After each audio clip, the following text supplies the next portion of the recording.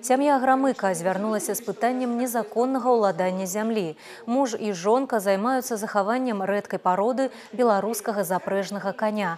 Але ўчастак, дзе планаваўся ўкос травы на корм жывёле, мясцовая гаспадарка засеяла кукурузай. Вяскоўцы кажуць, страцілі не менш за 35-40 тонн сена. Як высветлілася, зямля не зарэгістраваная на сям'ю Грамыкі, таму парушэння закона тут няма. Жыхар Лоева Гімел Чычэрын звярнуўся з пытаннем аб пашырэнні межаў свайго участка. Размова ідзе пра 30 метраў. Зямлю мужчына набыў у 1977 годзе, у 2012 аформіў яе. Службы рабілі неабходныя замеры для ўсталявання межаў участка, але канчатковы варыянт не задаволіў мужчыну. Таксама прагучалі пытанні, што тычыліся зносу неіснуючых пабудоў і разліку за пастаўленыя сродкі абароны раслін.